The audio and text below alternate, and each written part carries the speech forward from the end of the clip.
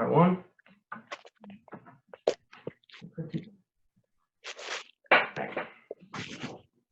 As our age group enters the workforce, there's bound to be conflict in the future.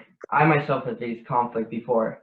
I work at Publix, and I work with many different coworkers that I see every single day. Previously, a while ago, me and a coworker were talking, and he said something that I found uncomfortable to me. And I put him in his place. I told him, like, hey, that, like, you shouldn't say that. That's a little inappropriate for work. And ever since after that, it was a little bit awkward. But as time went on, we continued to talk to each other, and we both apologized to each other, and we figured out that we resolved our conflict because clearly we both had differing opinions on the topic we were discussing. There are many ways to avoid and resolve conflict in the workforce. The lack of respect hurts effectiveness of workers, and avoiding controversial conversation. I'm so bad at this, bro. Got it, Rocco. Okay, hold on. Lack of respect with coworkers can hurt the effectiveness of them and bring down the company as a whole. Also, avoiding controversial topics such as politics, personal information, private information, things such as that can hurt your credibility as a good employee. And also, getting to know your coworkers is a good way to avoid conflict in the future. So, according to Harvard Business Review, 80% of employees treated bad let it affect them, and 48% reduce their efforts on purpose because they're treated poorly. This just goes to show that the lack of respect in the workforce creates conflict with the actual act of working, because workers aren't working as hard as they should be, and they're not being as productive as they're capable of. By them not being as productive as they can be, the company is not reaching its fullest potential, and the company will struggle in the future. When there is no conflict between employees get along better and work better with each other. Think of it as a team. If there's an issue on the team, everybody on the team is going to know it, and everybody's going to talk about it. If there's no issues on the team, then everybody's going to work together, work hard for the same common goal. Avoiding controversial conversations at work is crucial. Politics, for example, nowadays is very important to stay away from. Many people have differing opinions on politics since everybody believes in different things. So when you're discussing politics with a coworker, it can create a conflict because you might have differing opinions, and you might be really passionate about your side, but the other person might be really passionate about their side too. If you both disagree, then that would create a big conflict, and you might not even want to talk to each other ever again after that. By avoiding politics, you'll be able to keep a clean slate and be able to just talk to them freely. And then also, if you become too comfortable with your coworkers, you might start to say things that are a little inappropriate for the workspace, such as private information, like your background history, things that have happened to you in the past. These things can make an employee uncomfortable hearing, and they could possibly report it to the company, and that can create conflict and put your job on the line.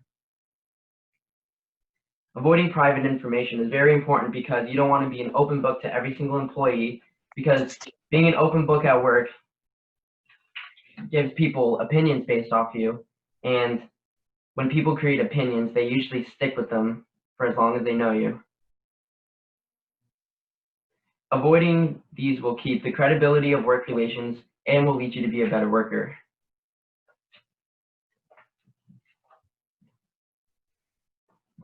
Now,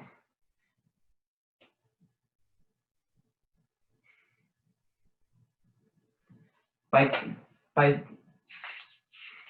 using small talk with coworkers, you'll be able to get more comfortable with them and not reveal too much information about yourself and others.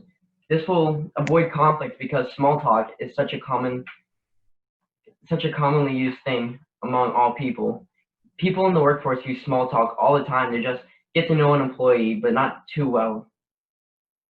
Simply saying good morning to an employee, like how are you, like how was your day so far, what time do you work till? These little things right here will make an employee feel welcomed by your company. This leads to my next point. By acknowledging coworkers, they feel way more respected and they're more willing to talk to you and more willing to work with you and be a better coworker towards you. By not acknowledging your coworkers, they will feel disrespected and they won't want to talk to you in the future. Listening to a coworker talk is very crucial. If you are talking to a coworker and you aren't showing that you're like engaged in the conversation, it's a big sign of disrespect, and this can create conflict because they will think of you as like rude and will not want to talk to you again. And then also they could talk bad about you and tell other coworkers to avoid conversation with you because you don't seem interested in talking at all. With these three things, coworkers can become a lot more comfortable around you, and they'll be able to work better with you and speak more freely, but not too freely. With us entering the workplace freshly, all of us being young, all of us working small jobs, all of us working our first few years of work, conflict is better to be planned for and avoided early on before it happens later on in the future. Thus, being so new in the workforce, by me giving you the knowledge of how to avoid conflict, hopefully this will help you in the future. If a conflict arises in the workplace, you'll be able to resolve it with your coworkers. Not only will following these things help you avoid conflict, but it'll also make you an outstanding employee, and many more people want to work with you. You're more likely to earn promotions. You're more likely to be more respected by every single person in the company. Like, for example, Publix. As I work at Publix, I try my best to avoid conflict and respect all my coworkers, no matter who they are, what they look like, anything. And I feel like I've done a pretty good job at that, and it's earned me a promotion because I'm well respected amongst my peers, and my superior managers believe that I was respectful enough in order to be promoted to a job where you talk more to the customer and you have more pressure on you.